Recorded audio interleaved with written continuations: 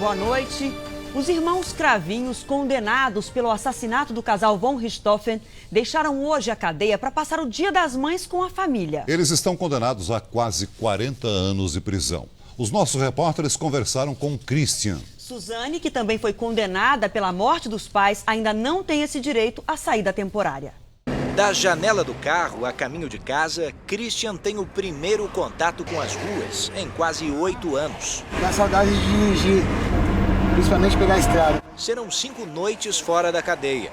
Daniel, que namorava Suzane, saiu em seguida. Desde fevereiro, os irmãos Cravinhos estão no chamado regime progressivo. Eles trabalham na ala agrícola da penitenciária e estão à espera do regime aberto, que pode vir em mais 4 anos. Os trabalhos que a gente faz lá são trabalhos mais rurais, vem em contato com javalis, por exemplo. Hoje eu estou cuidando de javalis, de 110 cabeças de javalis.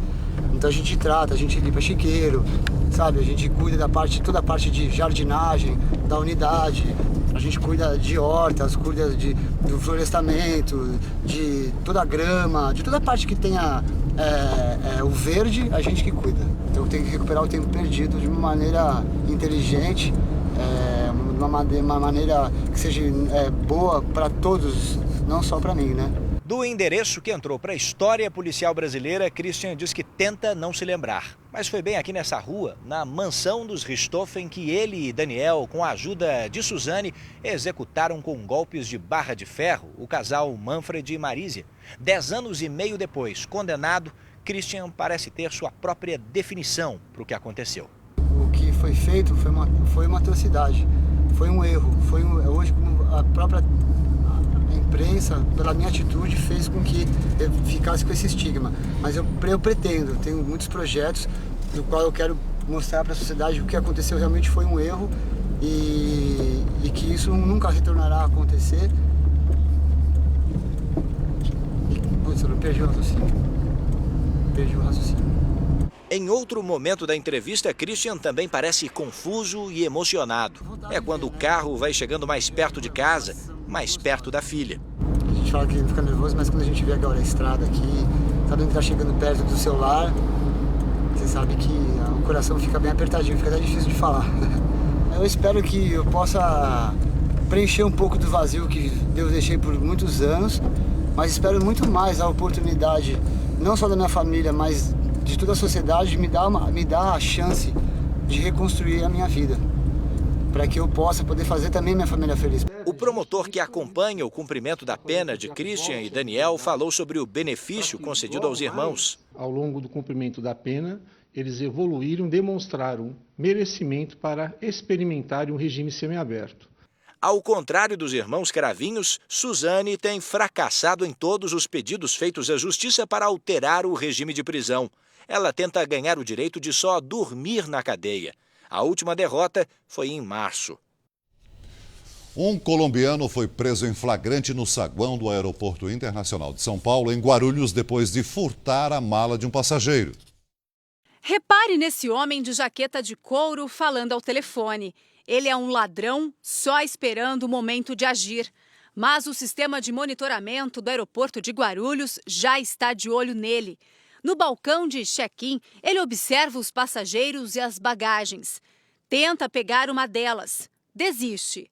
Tenta de novo. Chega a baixar a alça da mala, mas o dono percebe. Ele continua perto do balcão até uma passageira notar a movimentação. O ladrão disfarça e vai até outra área do saguão. De repente, ele aparece quase correndo por trás do pilar com uma mala roubada. Menos de 10 segundos depois, ele é preso pela polícia. A vítima reconhece a mala e o ladrão algemado é levado para a delegacia.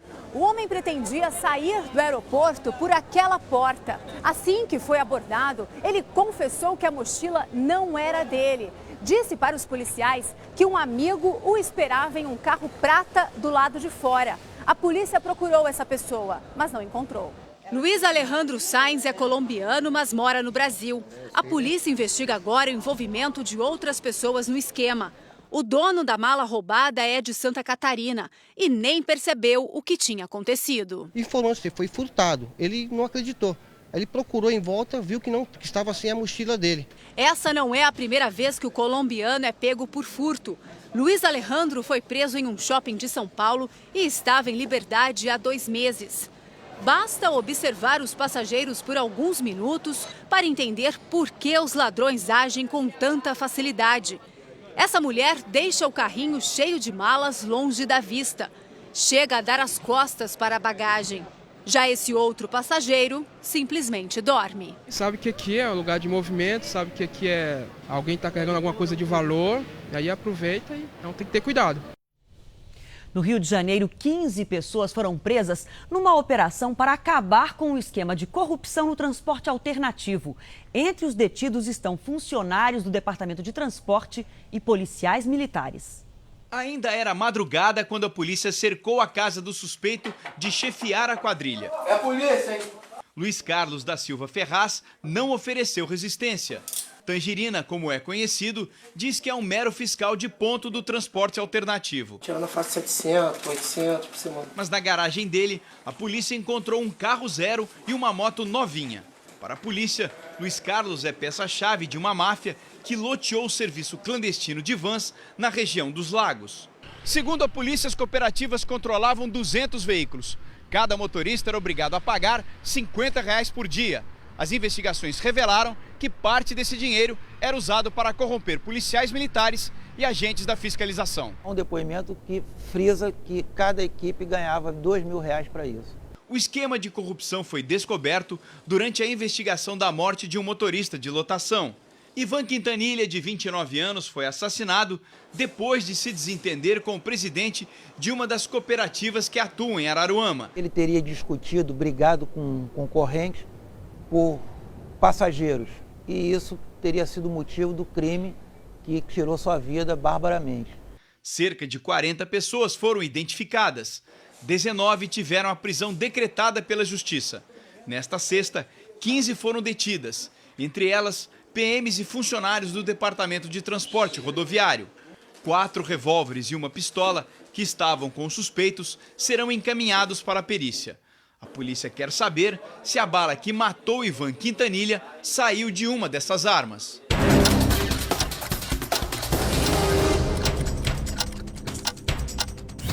Uma quadrilha tentou roubar 2 policiais à paisana em São Paulo. Os PMs reagiram e houve tiroteio.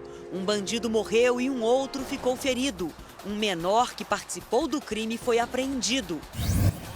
Cerca de 40 funcionários de uma empresa de telemarketing passaram mal pela 3ª vez em Salvador por causa do cheiro provocado por um gás. A Companhia de Desenvolvimento Urbano da Bahia investiga se o problema foi provocado pelas obras na Arena Fonte Nova. O cantor Netinho foi transferido durante a madrugada de Salvador para um hospital em São Paulo. Ele sofre de complicações no fígado, respira com a ajuda de aparelhos e o estado de saúde é grave. Um crime misterioso em Mauá, na região metropolitana de São Paulo. Uma mulher foi encontrada morta dentro de casa. A hipótese de vingança não está descartada, já que o filho da vítima é policial militar. O crime chocou os moradores da rua em Mauá, na Grande São Paulo. A comerciante Maria Elisa Frias, de 52 anos, foi morta no quarto dela com uma facada no peito. O filho, que é policial militar, diz que encontrou o corpo quando chegou do trabalho, às 7 da manhã.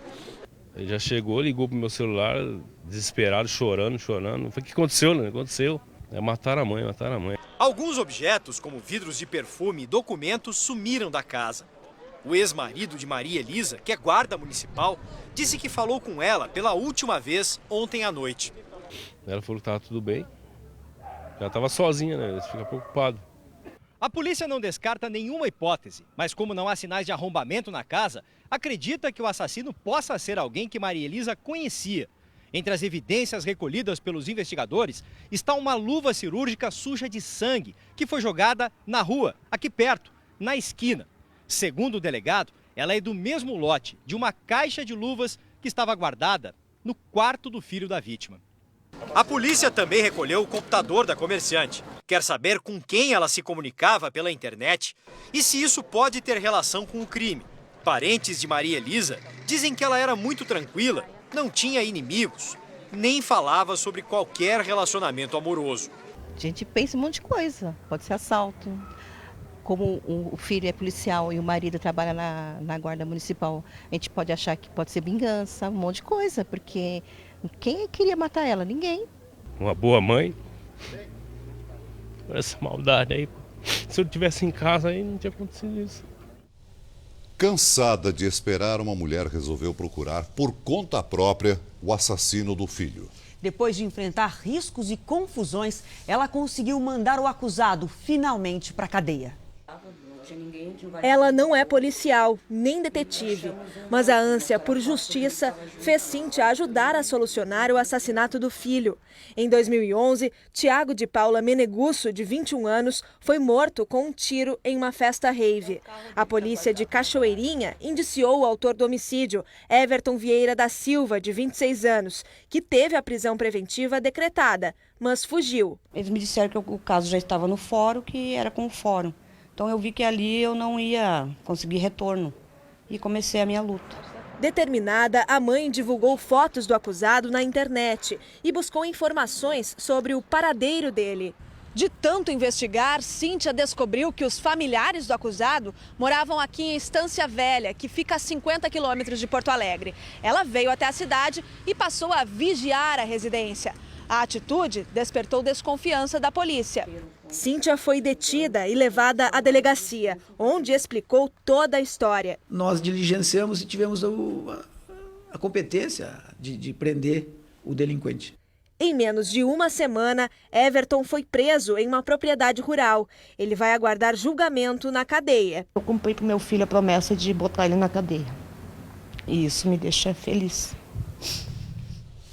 Mais um criminoso acusado de estuprar uma adolescente foi preso no Rio de Janeiro. A polícia agora está à procura de um homem que sequestra e abusa de mulheres em Niterói. Ele tira fotos das vítimas nuas e exige o pagamento de resgate. Márcio Batista de Lima, de 31 anos, foi preso quando caminhava na rua na zona sul do Rio. Ele é acusado de estuprar uma adolescente de 14 anos na Praia do Leblon no mês passado. Segundo a polícia, a jovem reconheceu o suspeito, que também teria praticado outros crimes. Ele foi também autor de um roubo ocorrido na praia e as 3 vítimas reconheceram esse rapaz como autor do roubo.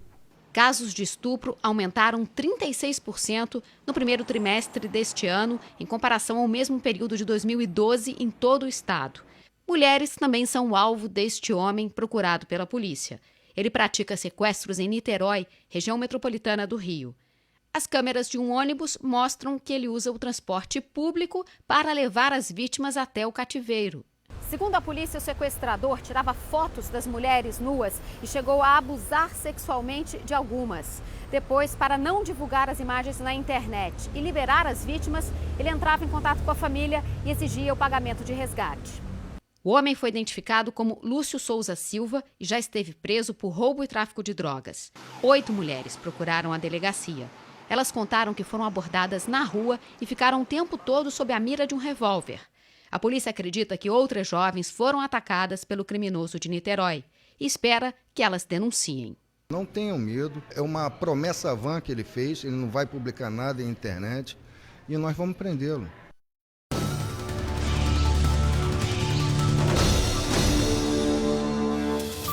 Flagrante de assalto no Recife. 2 ladrões se aproximam do carro e rendem a motorista. A passageira tenta fugir, mas o assaltante a impede. Ela também entrega as bolsas. Os 2 entram no carro e as vítimas buscam abrigo num prédio próximo. Os ladrões fogem tranquilamente. A Polícia Civil realizou pelo 2º dia a operação que já prendeu milhares de criminosos em todo o Brasil. Em São Paulo foram feitas prisões na capital e no litoral. Em Goiás, outros policiais militares acabaram atrás das grades. O policial que aparece nessas imagens é o sargento Daniel Lourenço. Durante meses, ele teria usado a moto tomada de um bandido para assuntos particulares e para cometer crimes. O sargento é um dos 18 policiais militares presos ontem na Operação PC-27 em Goianira, região metropolitana de Goiânia. Hoje, mais um sargento da quadrilha foi preso. Além dele, um delegado e um agente foram afastados pela Secretaria de Segurança Pública. Eles são investigados pela Corregedoria da Polícia Civil porque fariam vista grossa aos crimes dos PMs.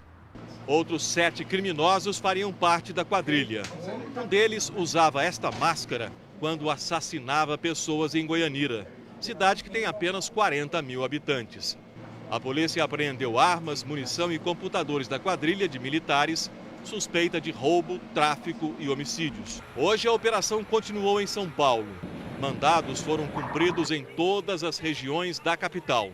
Em Santos, um suspeito de pedofilia foi preso dentro da própria casa. 2.800 mandados de prisão foram cumpridos neste período de uma atividade intensa da Polícia Civil em todo o estado.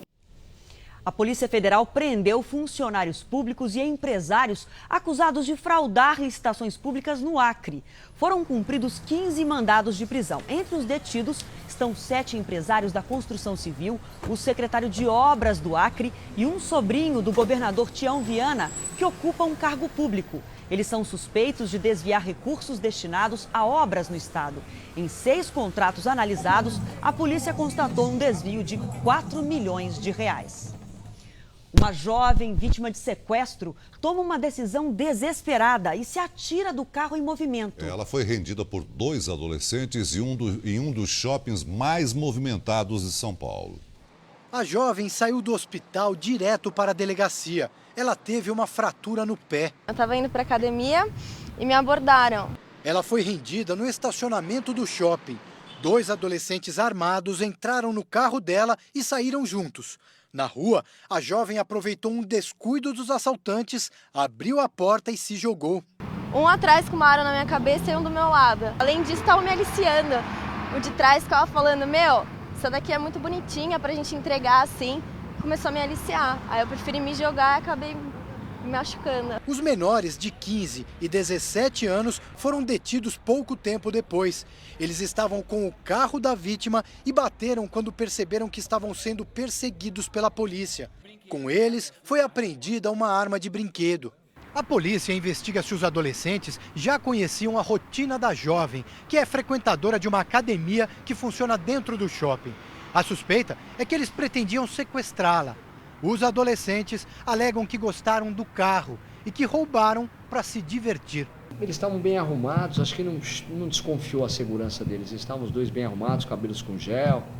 Quer dizer, eles passariam como jovens que passam a tarde no shopping. Os adolescentes foram levados para a Fundação Casa.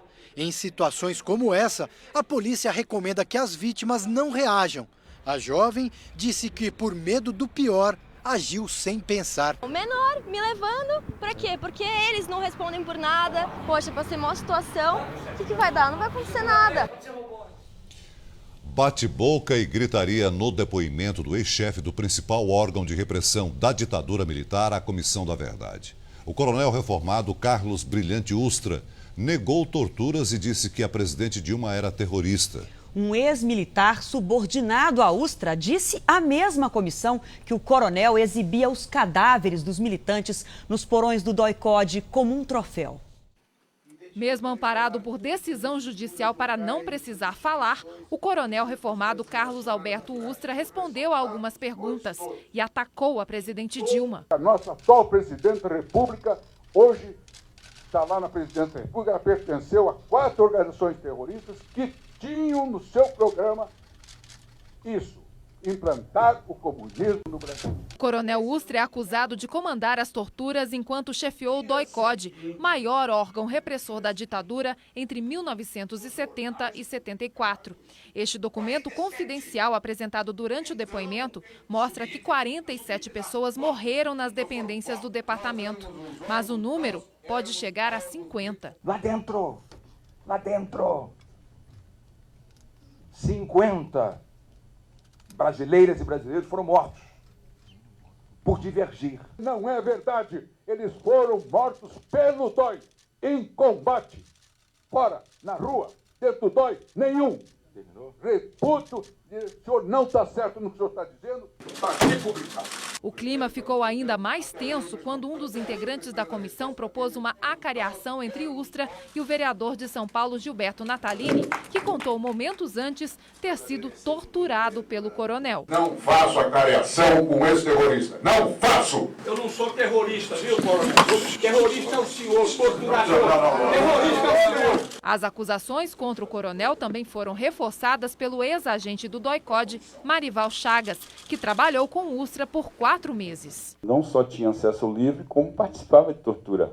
Ele conta que os presos importantes eram expostos aos funcionários do departamento. Se eu dissesse que a motivação foi exibir esses corpos como troféu de vitória, o que o senhor diria? Bom, isso está resumindo aquilo que é o meu pensamento. Apesar de não poder sugerir punições, os crimes apurados constarão no relatório que narra todos os crimes cometidos pela ditadura, que será entregue ao governo no ano que vem. Para os integrantes da Comissão da Verdade, não há dúvidas da participação do coronel Ustra nos casos de tortura. Ele, indiscutivelmente, é um símbolo da tortura no Brasil. A comissão também acredita que o comando do regime sabia das torturas. Olha, há uma cadeia de comando eloquente dita pelo próprio coronel Ustra aqui, né? Em que ele diz que a ordem vem da presidência da República. A nossa próxima reportagem é sobre uma história de amor. Um momento de alegria e esperança na luta pela vida e contra o câncer. Cercada por funcionários e médicos do hospital, uma paciente realiza um sonho. Um dia especial para Iraúna. Ele vai se casar com a mulher que conheceu 9 anos atrás. Tá nervoso? Muito nervoso. Na Fundação Secom, hospital referência no tratamento do câncer na região norte, a noiva, Fran Silva, termina de se arrumar. Ano passado, ela descobriu um câncer no fígado e vai precisar retirar metade do órgão. A cirurgia está prevista para o 2º semestre. Está sendo muito importante para mim pelo momento que eu estou passando, ter descoberto o câncer e o apoio que ele está me dando. Então, provou para mim que ele realmente é o homem para me envelhecer ao lado. Fran Silva é a primeira noiva a se casar num hospital público na região norte do país. A segunda em todo o Brasil. Nos corredores da unidade não se fala em outro assunto. A caminho do altar, ela recebe aplausos e sorrisos.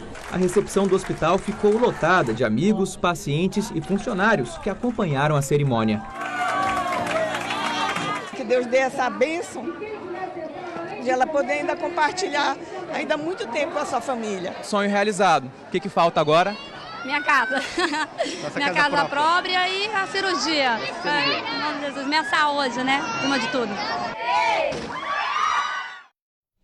Saúde aos noivos, bonito demais, ela falando em vida longa, fazendo planos, cheia de energia. É um tratamento de emoção também para ajudar no combate, né? Claro. A doença que ela sofre. E eu acho que não preciso dizer que eu adoro vermelho e adorei o vestido.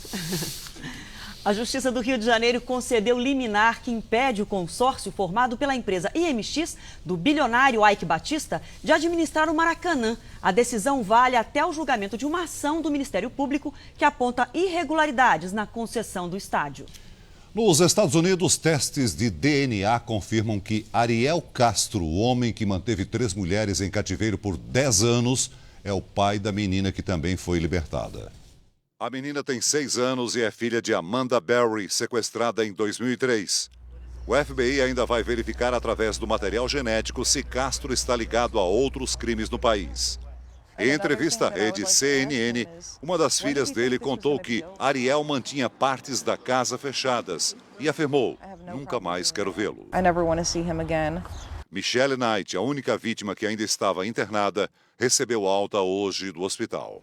E a polícia da Alemanha prende 2 pessoas ligadas à quadrilha que roubou o equivalente a 90 milhões de reais em mais de 20 países. 7 pessoas já haviam sido presas nos Estados Unidos. Rafael Rodrigues e Emir Ege fizeram questão de posar com a pilha de dinheiro. A fotografia agora está nas mãos da promotoria de Nova York. Os 2 foram indiciados por crime cibernético com outros 6 homens. Eles fazem parte de uma quadrilha internacional que conseguiu roubar em 2 dias, em dezembro e fevereiro, 45 milhões de dólares em 27 países. Somente em Nova York, a quadrilha sacou de 3.000 caixas eletrônicos quase 3 milhões de dólares em 10 horas. Segundo a promotora do estado, o grupo agiu literalmente com a velocidade da internet. O primeiro passo do golpe foi invadir o banco de dados de 2 instituições financeiras no Oriente Médio. Os hackers roubaram a identidade de cartões de débito pré-pagos, eliminaram o limite das contas e criaram novas senhas. As informações roubadas e as senhas novas foram transferidas para cartões com tiras magnéticas, como este aqui. Qualquer cartão que tenha essa tira magnética serve, até mesmo aqueles usados como chave nos hotéis. De posse dos cartões, eles foram aos caixas tirar a maior quantidade possível de dinheiro. As autoridades prenderam quem sacou o dinheiro, mas ainda não chegaram aos hackers, os verdadeiros cérebros da operação. A polícia americana procura por uma menina de 1 ano de idade que está desaparecida no Kansas. A mãe dela morreu numa chacina. Lana Bailey não é vista desde o dia 25 de abril. A mãe da criança, o namorado dela e um amigo foram encontrados mortos a tiros numa fazenda no interior do estado. Um homem que morava no local e havia sido despejado está preso suspeito dos crimes. A Guarda Costeira da Itália resgatou 181 imigrantes africanos que tentavam entrar ilegalmente no país. O barco em que eles viajavam ficou à deriva. Todos foram levados sem ferimentos para abrigos de refugiados. Moradores e cientistas do mundo inteiro assistiram a um espetáculo no céu da Austrália, o eclipse anular do Sol. A Lua passou em frente ao astro, mas não encobriu totalmente. O fenômeno, chamado de Anel de Fogo, durou cerca de 4 minutos. O falso agenciador de modelos preso em São Paulo chegou hoje a Santa Catarina. O homem aliciava adolescentes pela internet, pedia fotos sensuais das vítimas e depois tentava extorquir dinheiro delas. O suspeito chegou no início da noite à Diretoria Estadual de Investigações Criminais em Florianópolis. Bruno Silva, de 26 anos, usava nome de mulher nas redes sociais. Ele se apresentava como representante de uma agência de modelos para aliciar adolescentes entre 16 e 18 anos. O falso agenciador oferecia trabalho em campanhas publicitárias, eventos e desfiles. Para participar do processo de seleção, as candidatas tinham que mandar fotos em poses sensuais.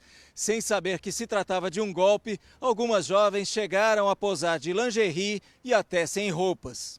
Depois de ganhar a confiança das adolescentes, ele tentava extorquir dinheiro das vítimas e ameaçava publicar as fotos em sites de pornografia e prostituição. Pelo menos 14 jovens teriam caído no golpe só na Grande Florianópolis. Bruno foi preso em casa, em São Paulo. Segundo policiais, Bruno agia ainda em Goiás, Minas Gerais e São Paulo. Então tem que tomar cuidado, primeiro, em fazer contato, né? Através de telefone, através de e-mail, sem dúvida alguma, com a agência, para certificar de que ela existe e é séria. O governo pressiona para aprovar a medida provisória que abre a administração dos portos brasileiros à iniciativa privada. A votação na Câmara está marcada para segunda-feira. O governo sustenta que a mudança de regras é crucial para acabar com filas como essa, que entravam os portos e causam prejuízos milionários. No Congresso, corrida contra o tempo. Em 6 dias, perde validade a medida provisória que tenta acabar com o gargalo dos portos, ao permitir que terminais privados transportem cargas de outras empresas, ampliando a concorrência. O presidente da Câmara promete votar a MP na segunda-feira, dia em que poucos aparecem no Congresso. Ministros e líderes do governo trabalham para trazer os deputados a Brasília na segunda-feira. E é grande a irritação aqui no Planalto com o líder do PMDB na Câmara, Eduardo Cunha. O deputado patrocinou um conjunto de emendas que, segundo o governo, teriam desfigurado completamente a medida provisória dos portos, rompendo, inclusive, com um acordo que havia sido costurado no Senado. Se a MP não for votada, a presidente Dilma tem a opção de baixar as mudanças por decreto. A fidelidade do líder ao governo teria sido cobrada pelo vice-presidente Michel Temer. A votação de segunda está sendo considerada um teste para a aliança. A ministra da Casa Civil, na linha de frente das negociações, diz que conflitos de interesse não vão impedir a presidente Dilma de agir. Tinham reivindicações que eram ou depunham contra aquilo que era o objeto da medida provisória. Aí não adianta você ceder para vencer. 6 dos 7 presos acusados de participar da quadrilha que adulterava leite no Rio Grande do Sul foram ouvidos pelo Ministério Público. Apenas um falou e negou participação. O Ministério Público diz que o leite era adulterado com 10% de água e ureia que contém formol. 6 dos acusados disseram que só vão depor em juízo. Hoje, o Ministério Público do Rio Grande do Sul informou que o grupo usava até mensagens cifradas em rádios da região para avisar caminhoneiros sobre a entrega de leite para a adulteração nos entrepostos. O ministro da Agricultura garantiu que o leite distribuído no país é de boa qualidade. O consumidor pode ficar tranquilo que o Ministério da Agricultura trabalhará 24 horas no sentido da qualidade de um leite bom à mesa do nosso consumidor.